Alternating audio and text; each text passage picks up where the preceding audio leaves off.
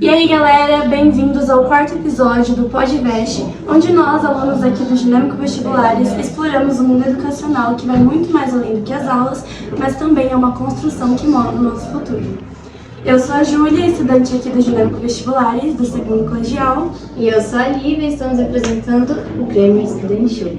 Bom pessoal, bora se inspirar e trocar ideias, porque o tema de hoje está imperdível. Quanto vale o seu sonho? Segura aí, porque eu vejo bem com tudo. Bom pessoal, hoje a história que vai mexer com a gente é da Laís Sena, ex-aluna VEST e estudante de medicina da USP. Muito obrigada por aceitar o nosso convite, Laís. Também está conosco o professor e comunicador Sinuê. Opa, prazerzaço estar aqui no VEST, como sempre. Estamos também com a farmacêutica empreendedora há 40 anos, também minha avó, dona da farmácia específica daqui de Bauru, Paula Carazato. Obrigada pelo convite, um prazer. Bom, Laís, a gente queria saber quais foram os maiores desafios que você teve assim no seu período de vestibulanda, de fazer os vestibulares até conseguir ingressar na USP. Acho que o primeiro de todos foi o despreparo, né, inicialmente, porque no meu ensino médio eu não sabia assim, que eu queria medicina, então eu não dei a devida importância que eu deveria ter dado para me preparar para a prova do vestibular. Mas durante o cursinho foi com certeza o psicológico, né, assim, nossa, pressão, muita coisa para fazer, ter que se concentrar tanto tempo, tipo assim, é uma doação, né. Pensou em desistir? Não. Com quantos anos você soube que ia fazer medicina? Eu era aquela criancinha, assim, que falava que queria fazer medicina, sabe? Mas aí a gente entra no colegial e a gente descobre as outras coisas, assim, história, literatura, eu gosto também dessas outras coisas. E você fica confuso. Mas foi mais no meu terceiro colegial, com 17 anos, assim, que eu falei, cara, preciso decidir alguma coisa, não preciso decidir. Aí eu peguei e juntei tudo aquilo que me construíram até aquele momento e cheguei à conclusão que era medicina. Você tem que ano? Quarto ano. E você, assim, já tem uma ideia de quais facilidades você quer seguir? Então, é engraçado, é difícil na graduação a gente bater um martelo, né? Porque tem muitas opções e fica até chato você se restringir numa área logo de cara. Mas eu penso não só no que eu gosto de estudar, mas também na atuação final e quantos anos vai levar para eu chegar até lá, né? E aí, ponderando tudo isso, eu cheguei à conclusão que eu gosto muito de otorrino. Porque é uma área bem... com várias opções clínicas, cirúrgica, atende criança, idoso, mulher, homem, sabe? E não leva tanto tempo, assim, pra você se formar igual, sei lá, um cirurgião cardíaco, sabe? Anos e anos e anos. Não tenho tempo para isso. Há muitos mitos e verdades, né, sobre vários segmentos. Por exemplo, muita gente fala que todo mundo quer ser médico de dinheiro. Certo? Outro mito ou verdade, queria que você falasse para mim, pelo que você já ouviu, né, nesse percurso. Pediatria, ninguém mais quer cuidar de criança porque não aguenta mãe e pai. Ninguém. Né? Vamos para cirurgia plástica e ficar milionário com prédio na Paulista. Né? Vamos para gastro, que todo mundo tem problema de estômago. Vamos para psiquiatria, que o mundo é louco. O que você acha sobre tudo isso, mitos e verdades a respeito disso? Eu acho assim, 90% do pessoal que entra, e eu me incluo nisso, a gente entra romantizando assim a medicina. 10% que entra falando, não, eu quero entrar porque eu quero ganhar dinheiro. É a minoria que entra falando isso. Aí você fala, nossa, assistir série, o que é foda? Você ser um bom doutor. Um neurocirurgião do House. trauma, sabe? Chega aquela cabeça quebrada, você vai salvar. Sabe? É aquilo que é incrível. Mas aí você vai estudando e realmente muito se pauta hoje sobre o mercado, né? Assim, o pessoal tem cada vez menos filhos e cada vez fica mais maluco. Então eu não vou fazer psiquiatria, não vou fazer pediatria. E geriatria? E geriatria também. Putz, né? O pessoal tá ficando velho e não tá tendo filho. É lógico, isso tudo guia a gente, né? Pra escolher. Mas na real é que, no fim, eu falo pelos meus colegas, não posso falar por todos. O pessoal acaba escolhendo aquilo que tem mais afinidade mesmo. Porque vai ser o resto da sua vida trabalhando com aquilo. Então, porque tem aquele osso do começo que plantão não paga tão bem, não é? É mito ou verdade? Assim, varia muito do local, assim. Aqui em Bauru ainda paga bem, mas o pessoal está se formando agora, né, das 30 mil vagas de medicina que tem aqui. Então acho que vai mudar um pouco o panorama. Mas não se tem mais essa, infelizmente, assim, não tem mais como você ter muito retorno financeiro sendo só um médico generalista, né? Porque o plantão realmente tem cada vez sido menos pago e cada vez mais oferta de médicos, né? Bom, agora eu vou perguntar para a Paula Carazato, né? Seja muito bem-vinda aqui ao VESP, obrigado pelo convite. Eu que agradeço. Eu vejo você como empreendedor, eu sou bauruísta, né? Eu falo que não sou nem bauruense, eu amo a cidade. E você é uma das empreendedoras que destaca na cidade, empregos, cura. Você se sente uma mulher manipuladora? Essa é uma palavra que eu não gosto, farmácia de manipulação. É uma palavra perigosa. Perigosa, né? perigosa. Farmácia é farmácia. A farmácia é farmaco, né? Galeno, né? Isso. Hipócrates. Isso. Hipócrates. Por isso que saúde aqui tá bem na sintonia aqui hoje, está muito legal. A Isênia e você, a Paula Carazato. Eu me emociono já de falar de Bauru, então. E acontece assim, você já enfrentou um preconceito de falar que você vende bolinha de açúcar? Então, pra gente, a bolinha de açúcar da homeopatia, ela é mais recente do que a idade da farmácia, né? Nós inauguramos a homeopatia e florais em 2007. A farmácia foi inaugurada em 1983. Dia 25 agora completa 40 anos. Uma botica, né? Isso. Perto do correio.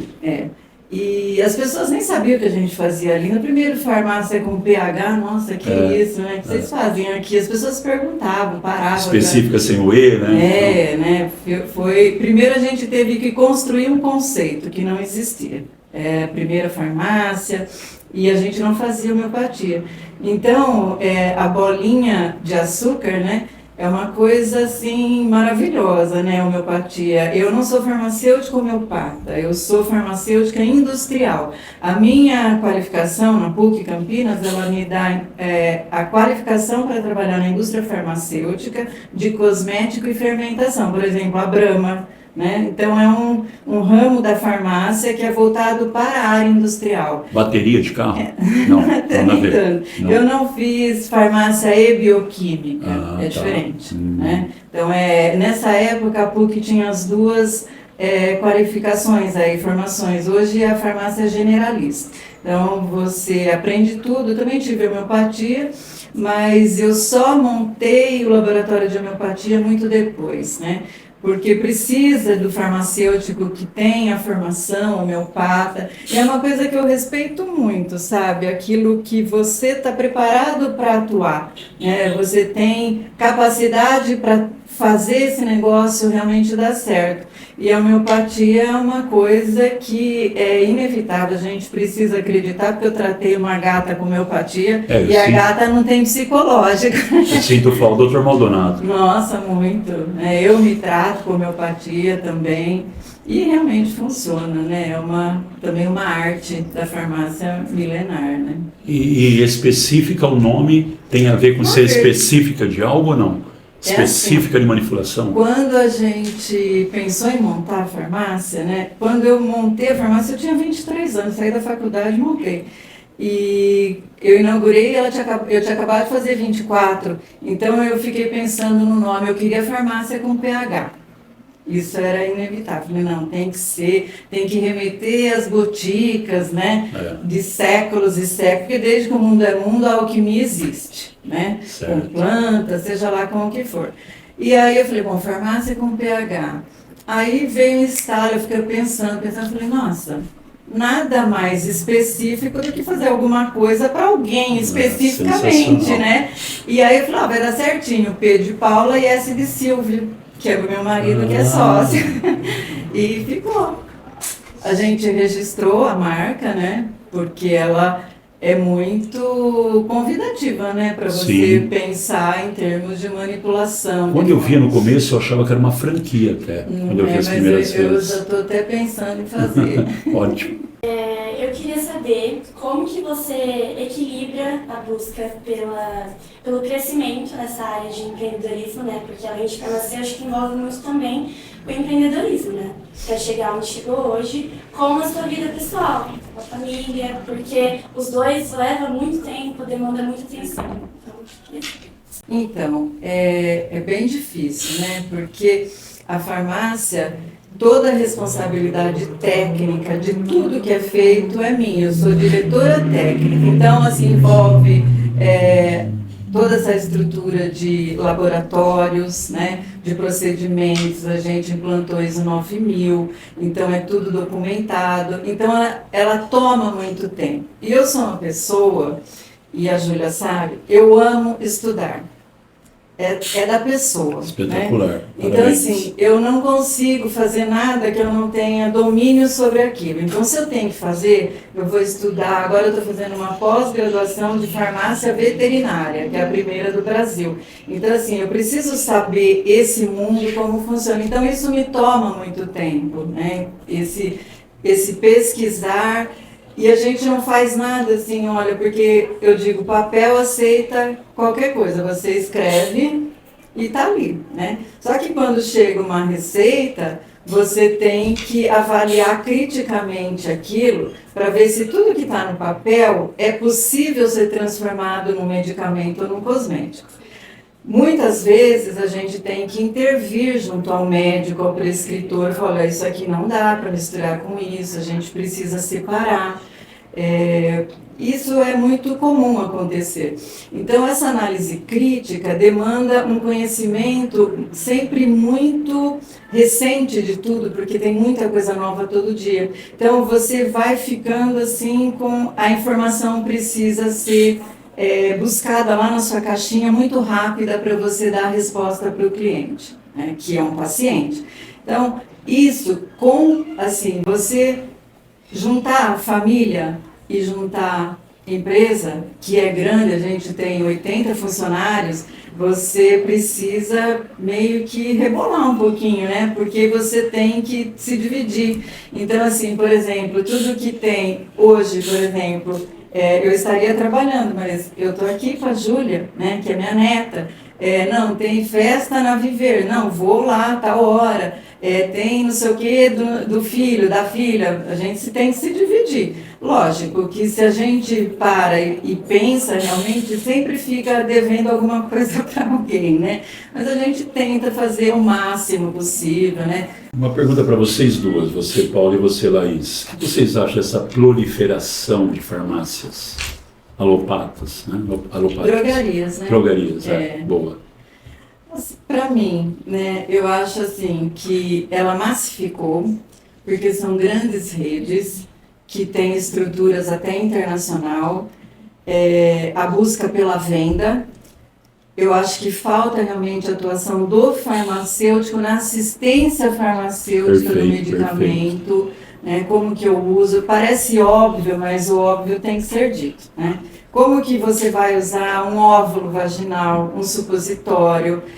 Por exemplo, uma coisa que eu sempre estou ressaltando para o paciente, medicamento se toma com água. E é um copo cheio de água. Nossa, mas eu engulo a seco, né? Isso você não vê na drogaria. É a busca pela venda, porque são muitas já tem grupos americanos, né?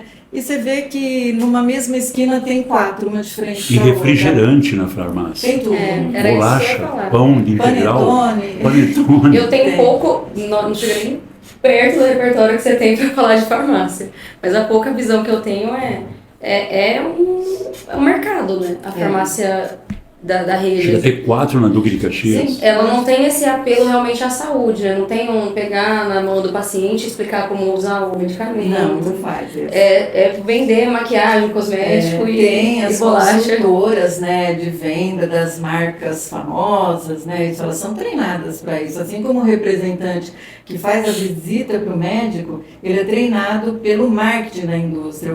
Você vai falar o que eu quero que fale para vender, tá? Vou levar a informação do medicamento, né? Mas é uma visita mais comercial do que técnica. Paula, eu queria te perguntar quais foram os maiores desafios assim, que você enfrentou sendo uma mulher empreendedora, principalmente no setor farmacêutico. Bom, assim, para mim eu era bem nova, eu descobri que eu ia ser farmacêutica no segundo ano de farmácia, porque eu queria fazer medicina, e no primeiro estágio no hospital, eu falei, gente, o que eu estou fazendo aqui? Isso aqui não é para mim, esse ambiente não é meu. Desisti na hora e me descobri numa aula de química fazendo uma reação. Falei, gente, é isso que eu quero para minha vida, né? Fazer um creme. Olha que maravilha, né? Lidar com doente, lidar com a possibilidade de morrer na sua mão. Tudo isso é desafiador, né? E fazer um curso que era novo, mas assim, como sair da faculdade com a certeza do que eu queria era ter uma farmácia de manipulação, isso para mim era certeza desde o dia que eu falei, eu vou continuar o curso de farmácia. E eu fiz estágio, eu fui monitora da aula de farmacotécnica, né, que é a preparação. Aí até cheguei a fazer uma entrevista na USP para fazer mestrado. Falei, não é nada disso que eu quero, eu gosto de estudar, mas eu quero botar a mão na massa, eu quero fazer creme, eu quero fazer cápsula, eu quero fazer tudo. E aí, chegar numa cidade que eu não conhecia ninguém, nunca tinha vindo para Bauru, falar, não, aqui é aqui que eu vou montar, e sem grana, né, porque o sócio majoritário era meu sogro, na época que eu só namorava, meu marido era engenheiro, falou, não, eu vou com você. Largou a engenharia e os dois montamos a farmácia aqui e a gente veio com a cara e a coragem. E tudo isso é desafiador, principalmente para uma pessoa. Hoje eu vejo uma pessoa de 20 e poucos anos, né? Assim, você é doida, né? Porque você está montando uma empresa, né? Num segmento que não tinha, você cria um conceito e aí você tem que se virar. E eu me lembro que um desafio grande, né? Foi pegar uma receita e eu li a receita ali, tinha alguma coisa que eu não estava entendendo ou que a gente não tinha. Eu falei, eu vou ligar para o médico, né? Porque essa barreira farmacêutico-médico, ela existe, né? Mas aí, a hora que eu peguei a receita, eu falei, não, vou ligar. Eu vou falar de uma coisa que eu sei que ele não sabe. Ele é um médico, mas eu sou farmacêutica. E eu liguei e falei, nossa... Falei, olha, infelizmente, assim, não dá para fazer. Então, assim, isso já foi desafiador, eu quebrar esse tabu, né, de você, nossa, porque parece que existe uma hierarquia na área de saúde, né? O médico, o dentista, o farmacêutico, isso vai caindo, né? O biólogo, então, assim, eu falei, não, nada a ver, né? Eu vou falar de uma coisa que eu sei e ele não sabe. Então, esses desafios, no começo, foram muito grandes.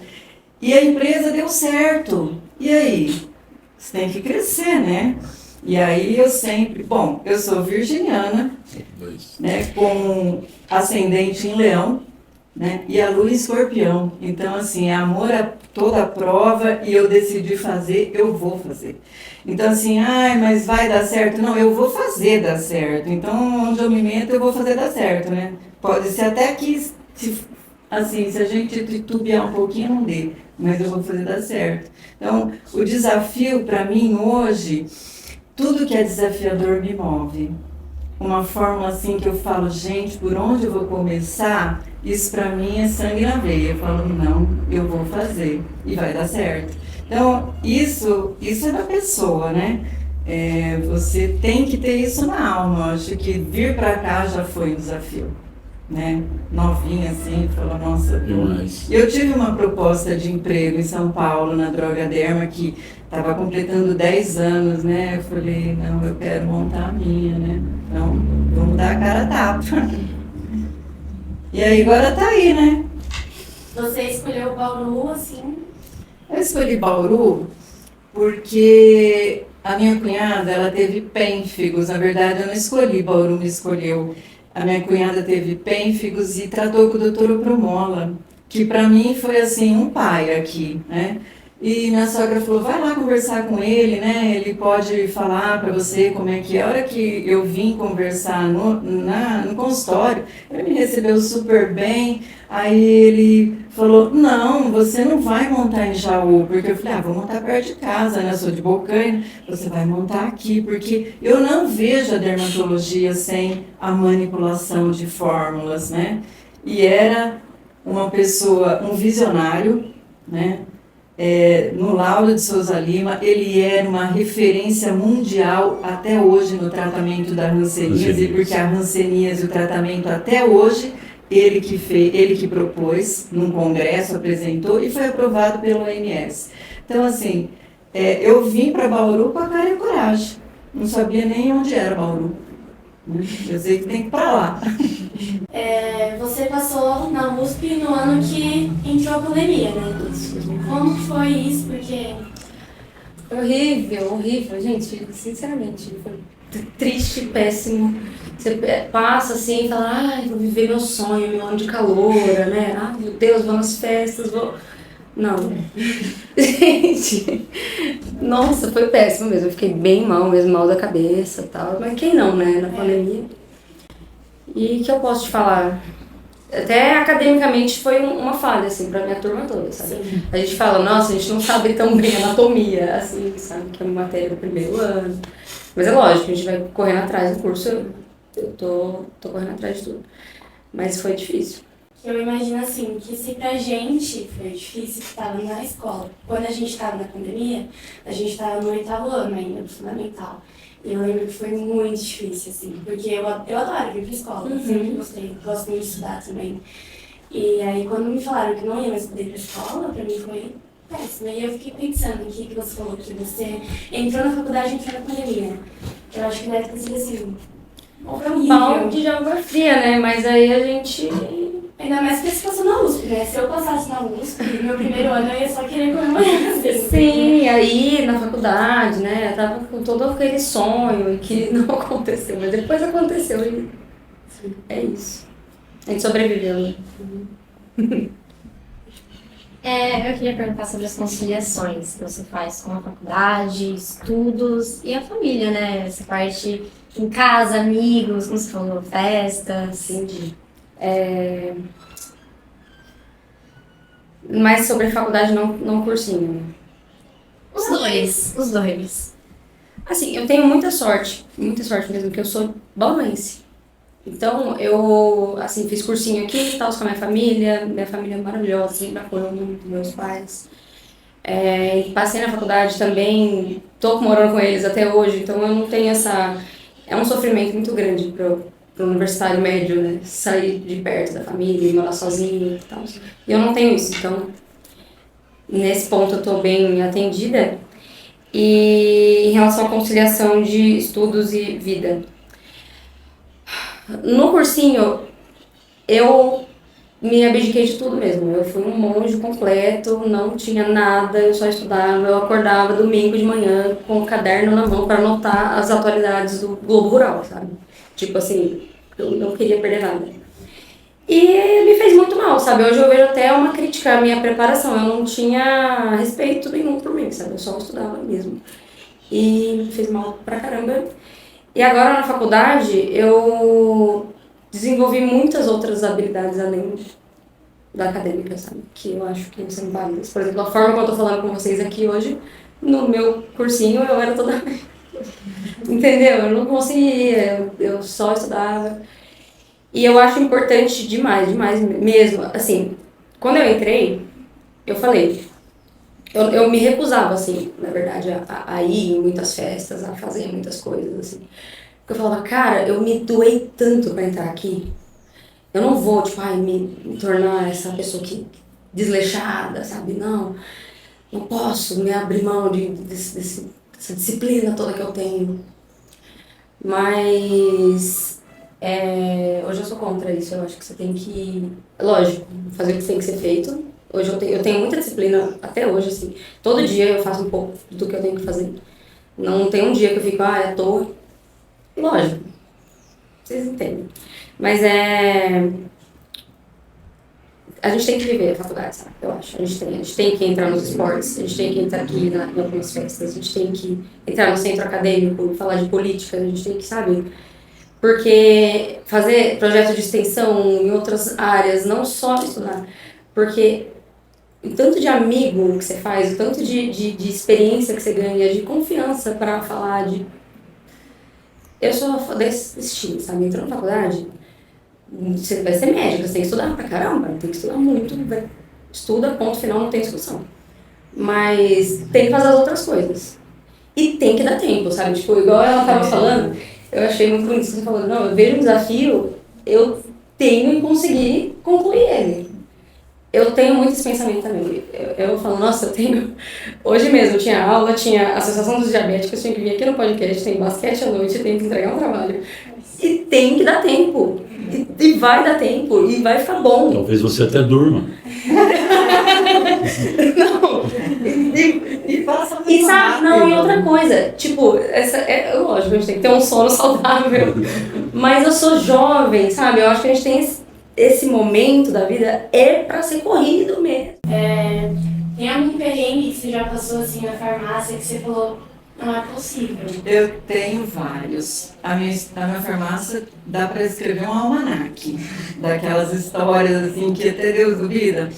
Eu recebi uma intimação do juiz, né? Não,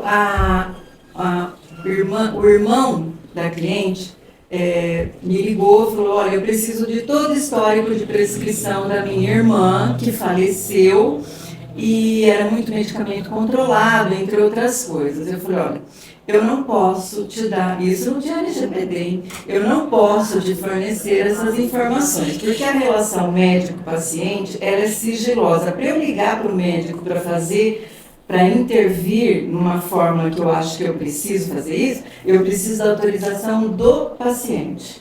Aí eu posso ligar. E eu não posso fazer isso. Ele falou, não, mas eu preciso porque eu vou entrar na justiça, porque a minha irmã deixou toda a herança dela para o médico. Eu falei, olha, eu sinto muito. Eu sinto muito. Esse é você, Laís. Pois é. Você tem um caminho. Você entra na justiça, o juiz fazendo esse pedido, eu sou obrigada a entregar uma cópia, porque o original, eu vou fazer a cópia, vou autenticar tudo em cartório e você leva, mas o original, ele é fiscalizado pela Anvisa, não posso te dar.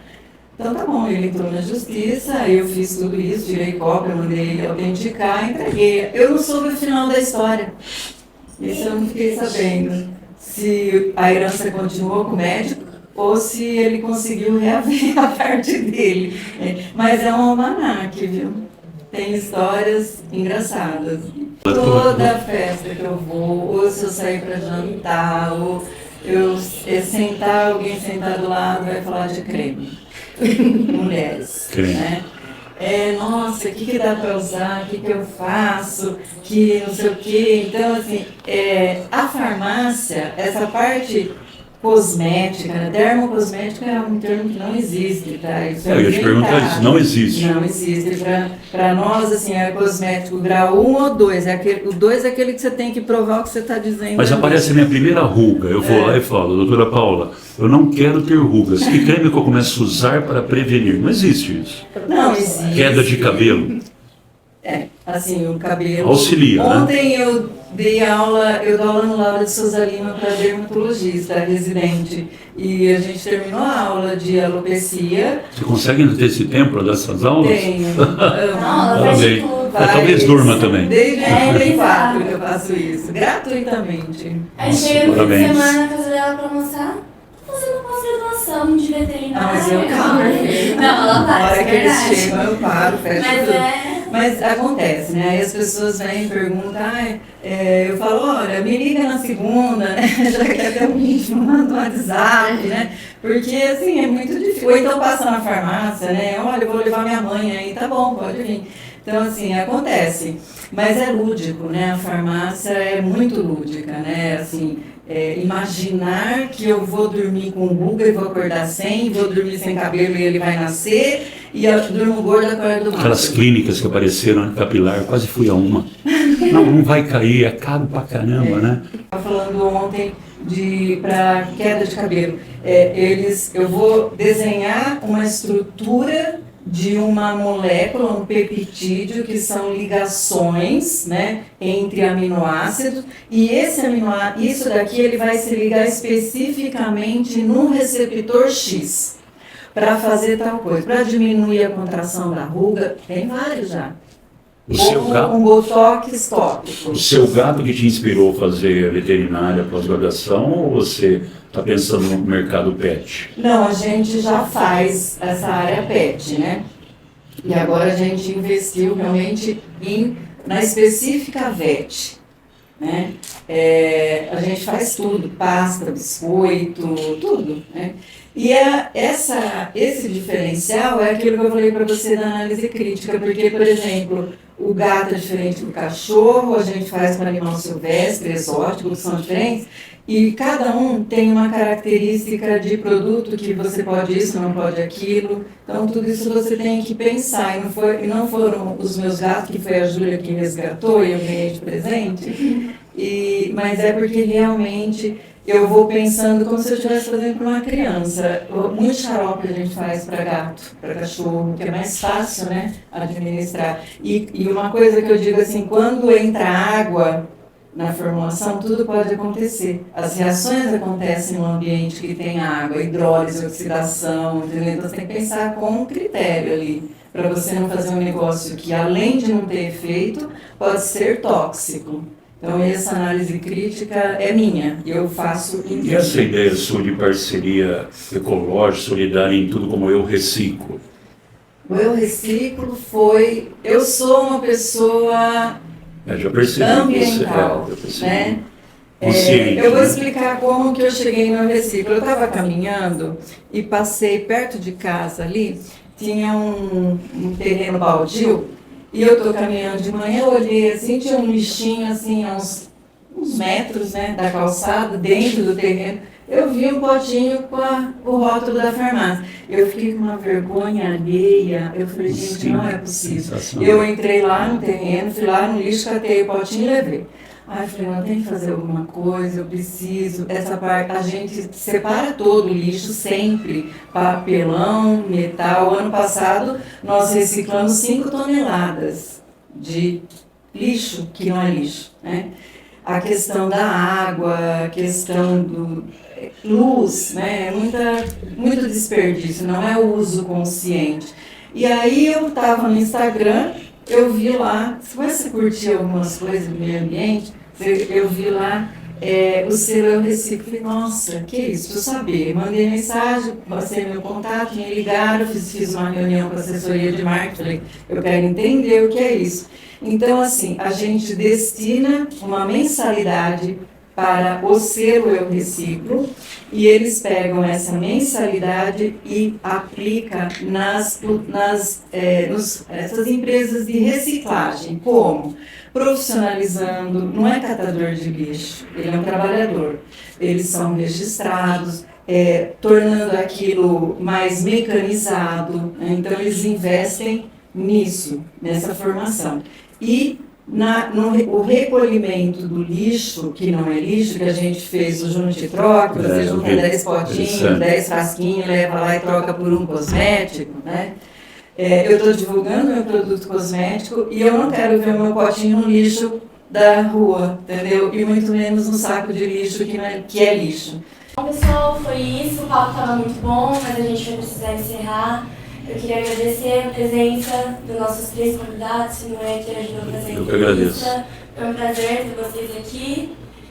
Mas a gente tem que encerrar, né? O papo estava bom, mas... Fiquem ligados nas nossas redes sociais, de Dinâmica Particulares, e não percam os próximos episódios do podcast.